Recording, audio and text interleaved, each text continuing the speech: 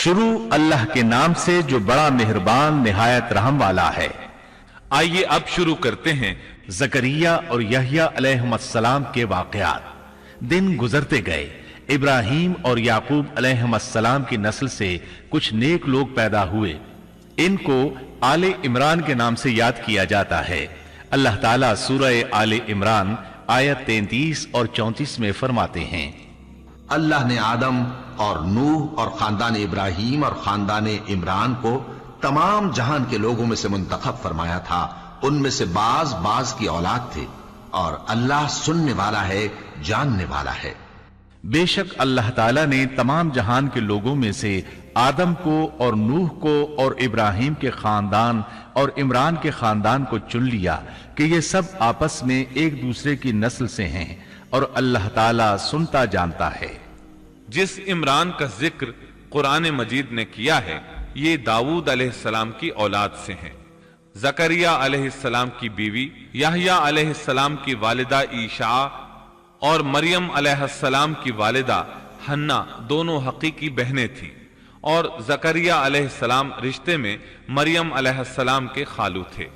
اس طرح یحییٰ علیہ السلام اور مریم علیہ السلام آپس میں خالہ زاد ہیں۔ اللہ تعالیٰ نے اس دور کے کئی واقعات کی طرف اشارہ کیا ہے۔ سب سے پہلا تذکرہ مریم علیہ السلام کی پیدائش کا ہوا ہے۔ یہ واقعہ دمشق میں ہوا۔ زکریہ بن دان سلیمان علیہ السلام کی اولاد میں سے تھے۔ دمشق میں زندگی گزار رہے تھے۔ عمر 100 سال سے زیادہ ہو چکی تھی۔ اس قصے کی ابتدا قرآن مجید نے عمران کی بیوی سے کی ہے۔ وہ مریم علیہ السلام کی ماں اور عیسیٰ ابن مریم کی نانی ہیں۔ بخاری، مسلم، ترمذی اور نسائی کی حدیث ہے، نبی کریم صلی اللہ علیہ وسلم نے فرمایا، اپنے زمانے میں مریم علیہ السلام سب سے افضل عورت تھیں، اور اس امت میں خدیجہ رضی اللہ عنہا سب سے افضل عورت ہیں۔ بہت سی احادیث میں 4 عورتوں کی فضیلت آئی ہے۔ نبی صلی اللہ علیہ وسلم نے فرمایا، سارے جہان کی عورتوں میں سے 4 عورتیں افضل ہیں: مریم بنت عمران، فرعون کی بیوی آسیہ، خدیجہ بنت خویلد اور فاطمہ بنت محمد رضی اللہ عنہن۔ بس ثابت ہوا کہ مریم علیہ السلام کو اللہ تعالیٰ نے بہت فضیلت عطا فرمائی تھی۔ زکریہ علیہ السلام نے ان کی فضیلت دیکھی تو ان کے دل میں بھی اولاد کی خواہش پیدا ہوئی۔ وہ اس وقت تک بے اولاد تھے۔ عمر 100 سال سے زائد تھی۔ بیوی 90 سال کی تھی۔ اولاد کی شدید تمنا کے باعث انہوں نے اللہ سے دعا مانگی۔ سورہ مریم آیات 1 تا 6 میں ہے، یہ ہے تیرے پروردگار کی اس مہربانی کا ذکر جو اس نے اپنے بندے زکریہ پر کی تھی، جبکہ اس نے اپنے رب سے چپ کے دعا کی تھی کہ اے میرے پروردگار، میری ہڈیاں کمزور ہو گئی ہیں، سر بڑھاپے کی وجہ سے بھڑک اٹھا ہے، لیکن میں کبھی بھی تجھ سے دعا کر کے محروم نہیں رہا۔ مجھے اپنے مرنے کے بعد اپنے قرابت والوں کا ڈر ہے، میری بیوی بھی بانجھ ہے، پس تو مجھے اپنے پاس سے وارث عطا فرما جو میرا بھی وارث ہو اور یعقوب کے خاندان کا بھی جانشین ہو، اور میرے رب تو اسے مقبول بندہ بنا لے۔ زکریہ علیہ السلام اپنے دور میں اکیلے ہی نبی تھے۔ ان کے ورثاء اور رشتہ داروں میں کوئی قابل آدمی نہیں تھا، اس لیے انہوں نے یہ دعا کی۔ سورۃ الانبیاء آیت 90 میں اللہ تعالیٰ فرماتے ہیں، تو ہم نے اس کی دعا قبول فرما کر اسے یحییٰ عطا فرمایا، اور ان کی بیوی کو ان کے لیے درست کر دیا۔ مطلب یہ کہ ان کا بانجھ پن دور کر دیا۔ پھر اللہ نے انہیں خوشخبری سنائی، اے زکریا، ہم تجھے ایک بچے کی خوشخبری دیتے ہیں جس کا نام یحییٰ ہے۔ ہم نے اس سے پہلے اس کا ہم نام کسی کو نہیں کیا۔ زکریہ علیہ السلام یہ سن کر خوش بھی ہوئے اور حیران بھی، کہنے لگے، اے میرے پروردگار، میرے ہاں لڑکا کیسے ہوگا؟ میری بیوی بانجھ اور میں خود بڑھاپے کی انتہا کو پہنچ چکا ہوں۔ اللہ نے جواب میں فرمایا، ارشاد ہوا کہ وعدہ اسی طرح ہو چکا، تیرے رب نے فرما دیا ہے کہ مجھ پر یہ بالکل آسان ہے، اور میں اس سے پہلے تجھے بھی پیدا کر چکا ہوں، حالانکہ تو کچھ بھی نہ تھا۔ اس پر زکریہ علیہ السلام نے عرض کی، کہنے لگے، میرے پروردگار، میرے لیے کوئی علامت مقرر فرما دے۔ یعنی زکریہ علیہ السلام نے عرض کی، میرے رب، کوئی نشانی مقرر فرما دیجئے کہ میرے ہاں بچہ پیدا ہونے والا ہے۔ جس سے میں سمجھ جاؤں کہ یہ بچہ بنی اسرائیل پر ظاہر ہوگا، تاکہ بنی اسرائیل کو بھی اس کی فضیلت اور اہمیت کا علم ہو جائے۔ تب اللہ تعالیٰ نے فرمایا کہ تیرے لیے علامت یہ ہے کہ تو بھلا چنگا ہونے کے باوجود 3 راتوں تک کسی شخص سے بول نہیں سکے گا۔ چنانچہ جب وہ وقت آیا اور وہ کسی سے بات کرنا چاہتے تو کر نہیں سکتے تھے، البتہ اپنے ذکر میں صبح شام مصروف رہتے، اور یہ نشانی تھی اس بات کی کہ ان کے ہاں بچہ پیدا ہونے والا ہے۔ اللہ تعالیٰ سورہ مریم آیت 11 میں فرماتے ہیں، اب زکریا اپنے حجرے سے نکل کر اپنی قوم کے پاس آ کر انہیں اشارہ کرتے ہیں کہ تم صبح و شام اللہ کی تسبیح بیان کرو۔ اللہ تعالیٰ سورہ آل عمران آیت 39 میں فرماتے ہیں، چنانچہ وہ ابھی عبادت گاہ میں کھڑے نماز ہی پڑھ رہے تھے کہ فرشتوں نے آواز دی کہ زکریا، اللہ تمہیں یحییٰ کی بشارت دیتا ہے، جو کلمت اللہ یعنی عیسیٰ کی تصدیق کریں گے اور سردار ہوں گے اور عورتوں سے رغبت نہ رکھنے والے اور ایک پیغمبر یعنی نیکوکاروں میں ہوں گے۔ بس فرشتوں نے اسے آواز دی جبکہ وہ حجرے میں کھڑے نماز پڑھ رہے تھے کہ اللہ تعالیٰ تجھے یحییٰ کی یقینی خوشخبری دیتا ہے، جو اللہ تعالیٰ کے کلمے کی تصدیق کرنے والا سردار، ضابط نفس اور نبی ہے نیک لوگوں میں سے۔ انسان کتنے ہی بلند و بالا مقام پر پہنچ جائے اور اللہ تعالیٰ کے ساتھ اسے زیادہ سے زیادہ قرب حاصل ہو جائے، تب بھی وہ اللہ کا بندہ ہی رہتا ہے، اور کسی بھی بلندی پر پہنچ کر وہ اللہ یا اللہ کا بیٹا نہیں ہو سکتا، اللہ کا شریک نہیں ہو سکتا۔ اللہ جل شانہ کی ذات پاک وحدہ لا شریک ہے اور باپ بیٹے کی نسبتوں سے پاک ہے، لہذا انسان کی سب سے بڑی گمراہی یہ ہے کہ وہ جب کسی برگزیدہ انسان سے ایسے امور صادر ہوتے دیکھتا ہے جو عقل میں نہیں آتے تو رعب یا عقیدت کی بنا پر پکار اٹھتا ہے کہ یہ ہستی تو خود اللہ ہے جو انسانی شکل میں آئی ہے، یا اس کا بیٹا ہے، یا اللہ تعالیٰ کی شریک ہے۔ وہ یہ نہیں سوچتا کہ بلا شبہ ان واقعات کا جاری ہونا اللہ کی طاقت کے ذریعے ہے، جو بطور نشان اس برگزیدہ انسان کے ہاتھوں جاری ہوئے۔ اس کے باوجود یہ نہ اللہ ہے نہ اللہ کا بیٹا، بلکہ اس کا ایک پسندیدہ بندہ ہے، اور یہ امور اللہ تعالیٰ کے خاص قوانین کے تحت صرف اس کی تائید اور اس کی صداقت کے لیے ظاہر ہوتے ہیں، ورنہ وہ بھی اللہ تعالیٰ کے آگے اسی طرح مجبور ہے جس طرح دوسری مخلوق۔ انہیں خوشخبری سنائی گئی کہ بہت جلد یحییٰ نامی لڑکا پیدا ہوگا، وہ عیسیٰ علیہ السلام کی تصدیق کرے گا۔ یہاں کلمت اللہ سے مراد عیسیٰ علیہ السلام ہیں۔ اس طرح زکریہ علیہ السلام کے ہاں چاند جیسا بیٹا پیدا ہو گیا۔ یہ جو ہی بڑے ہوئے، ان کے پاس اللہ تعالیٰ کا پہلا حکم پہنچا، اے یحییٰ، میری کتاب کو مضبوطی سے تھام لے، اور ہم نے اسے لڑکپن ہی میں دانائی عطا فرما دی۔ اللہ تعالیٰ نے آپ کو 9 عمری ہی میں حکمت اور دانائی عطا فرما دی۔ تفاسیر میں ہے کہ بچوں نے یحییٰ علیہ السلام سے کہا، آؤ کھیلیں۔ انہوں نے کہا، ہم کھیل کود کے لیے پیدا نہیں کیے گئے، اور اس وقت ان کی عمر صرف 5 سال تھی۔ اللہ تعالیٰ سورہ مریم آیت 13 تا 15 میں ان کے اوصاف بیان فرماتے ہیں، اور ہم نے انہیں اپنے پاس سے شفقت اور پاکیزگی بھی عطا فرمائی، اور وہ پرہیزگار شخص تھا اور اپنے ماں باپ سے نیک سلوک کرنے والا تھا، وہ سرکش اور گناہگار نہ تھا۔ اس پر سلام ہے جس دن وہ پیدا ہوا اور جس دن وہ فوت ہوا اور جس دن وہ زندہ کر کے اٹھایا جائے گا۔ مورخین لکھتے ہیں کہ یحییٰ علیہ السلام کی پیدائش کے صرف 6 ماہ بعد عیسیٰ ابن مریم علیہ السلام پیدا ہوئے، یعنی زکریہ علیہ السلام کی دعا کے 6 ماہ بعد مریم علیہ السلام کی طرف بھی اللہ تعالیٰ نے وحی بھیجی تاکہ اللہ تعالیٰ انہیں عیسیٰ علیہ السلام جیسا لخت جگر عطا کریں۔ گویا یحییٰ علیہ السلام عیسیٰ علیہ السلام سے 6 ماہ بڑے تھے۔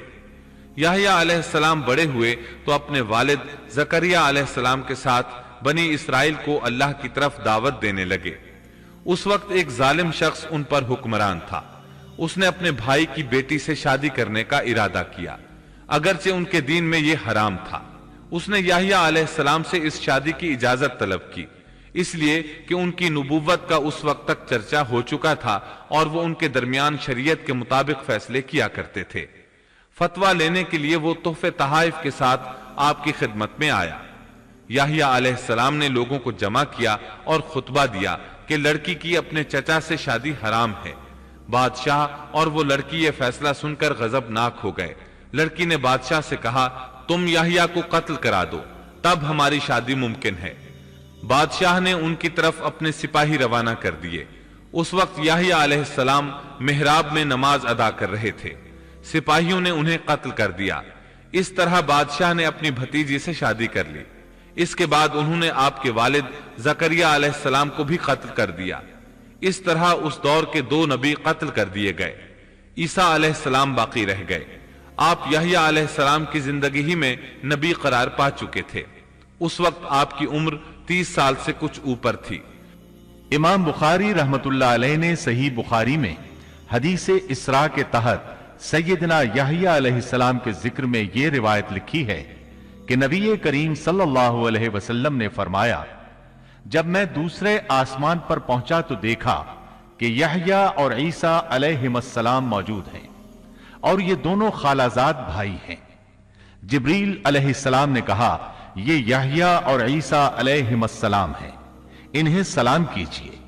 میں نے انہیں سلام کیا، دونوں نے سلام کا جواب دیا۔ پھر دونوں نے کہا، آپ کا آنا مبارک ہو اے ہمارے نیک بھائی اور نیک نبی۔ سیدنا زکریا علیہ السلام کے تذکرے میں یہ آ چکا ہے کہ یحییٰ علیہ السلام کی والدہ اور مریم علیہ السلام کی والدہ حقیقی بہنیں تھیں۔ اس لیے حدیث معراج میں نبی کریم صلی اللہ علیہ وسلم کا یہ فرمانا کہ سیدنا یحییٰ اور سیدنا عیسیٰ علیہ السلام خالازاد بھائی ہیں، اسی رشتے کی طرف اشارہ ہے۔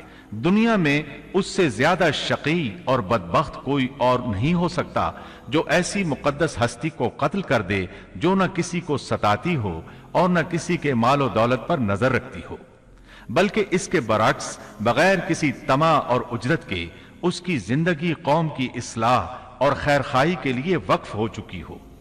چنانچہ نبی کریم صلی اللہ علیہ وسلم نے اسی بنا پر سیدنا ابو عبیدہ رضی اللہ عنہ کے اس سوال پر کہ قیامت میں سب سے زیادہ عذاب کا مستحق کون ہوگا یہ فرمایا تھا، وہ شخص جو کسی نبی کو یا ایسے شخص کو قتل کرے جو بھلائی کا حکم کرتا ہو اور برائی سے باز رکھتا ہو۔ اقوام عالم میں صرف یہودی ہی ایک ایسی قوم ہے جس نے ایسے پاکیزہ نفوس کو بے تحاشا قتل کیا۔ اللہ رب العزت سورہ بقرہ آیت 61 میں فرماتا ہے، اور وہ نبیوں کو ناحق قتل کرتے تھے۔ انسان کو اللہ کے فضل و کرم سے کسی بھی وقت اور کسی بھی حالت میں نا امید نہیں ہونا چاہیے، مایوسی کو پاس نہیں آنے دینا چاہیے۔ کبھی ایسا بھی ہوتا ہے کہ انسان پورے خلوص اور پوری دل جمعی کے ساتھ دعائیں کرتا ہے اور مسلسل کرتا رہتا ہے، لیکن اس کے باوجود بھی مقصد حاصل نہیں ہوتا۔ لیکن اس کا یہ مطلب ہرگز نہیں کہ اللہ دعائیں سن نہیں رہا یا قبول نہیں کر رہا۔ اس قسم کی مایوسی اور خیالات کو کفر قرار دیا گیا ہے۔ اللہ تعالیٰ نے گزشتہ قوموں کے سنگین حالات بیان کیے ہیں۔ ان قوموں کی جان و مال میں ایسے حادثات اور پے در پے ایسی مصیبتیں پیش آئیں کہ اہل ایمان اور ان کے نبی پکار اٹھے، اللہ کی مدد کب آئے گی؟ ایسی سخت گھڑیاں خوشیوں کا پیش خیمہ ہوا کرتی ہیں اور مصیبتوں کا دور ختم ہو جاتا ہے۔ جو لوگ اللہ کی قضاء و قدر پر بھروسہ رکھتے ہیں وہ ایسے لمحات میں مصیبتوں کی دلدل سے نکل جاتے ہیں اور انہیں اللہ تعالیٰ کی طرف سے ایک نئی زندگی عطا کی جاتی ہے۔ سیدنا زکریا علیہ السلام زندگی بھر نبوت کے وارث کے لیے بے چین رہے، لیکن اللہ تعالیٰ سے یہی حسن ظن رکھا کہ اے پروردگار، میں آپ سے مانگ کر کبھی بے مراد نہیں رہا۔ سیدنا زکریا علیہ السلام کی عمر کی آخری منزل آ چکی تھی اور آپ کی بیوی صاحبہ بانجھ تھی، ساری زندگی گود اولاد سے خالی رہی تھی۔ لیکن مریم علیہ السلام کے حجرے میں کرامت کا ظہور دیکھ کر آپ کا ذہن اچانک اس طرف منتقل ہوا کہ جو اللہ تعالیٰ اس بات پر قادر ہے کہ ظاہری اسباب کے بغیر ہر روز تر و تازہ پھل حجرے میں پہنچا سکتا ہے، وہ یقیناً اس پر بھی قادر ہے کہ میری اس آخری عمر میں مجھے اولاد کی نعمت عطا کر دے۔ حقیقت یہ ہے کہ دعا کرنے والے کی نظر اس عالم اسباب میں بھی اسباب اور وسائل سے کہیں زیادہ مسبب الاسباب پر ہو تو وہ قبولیت کا دروازہ فوراً کھل جاتا ہے۔ سیدنا زکریا علیہ السلام کو دوسرے ہی لمحے ایک عظیم فرزند کی بشارت دے دی گئی۔ اولاد کی خواہش ایک فطری خواہش ہے، اور یہ خواہش قناعت اور زہد کے خلاف بھی قطعاً نہیں۔ قرآن کریم نے انبیاء کی زبان سے اس قسم کی دعائیں اور پکار ذکر کر کے یہ حقیقت واضح کر دی کہ انبیاء اور رسل جو زہد اور قناعت کے مینار ہوتے ہیں اس دواجی زندگی سے بری نہیں ہیں۔ اسلام میں اولاد کی خواہش کو فطری خواہش قرار دیا گیا ہے، تاہم یہ نکتہ بھی ذہن میں رہنا چاہیے کہ سیدنا زکریا علیہ السلام صرف اولاد ہی نہیں چاہتے تھے، صالح اولاد چاہتے تھے تاکہ وہ ان کے بعد دعوت کا کام جاری رکھے۔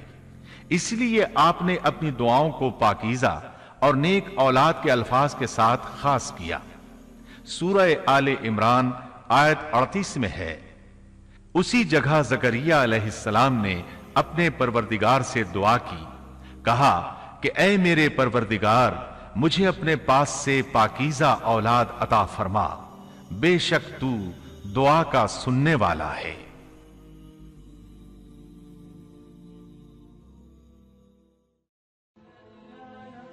Thanks for watching. Don't forget to like, comment, share and subscribe to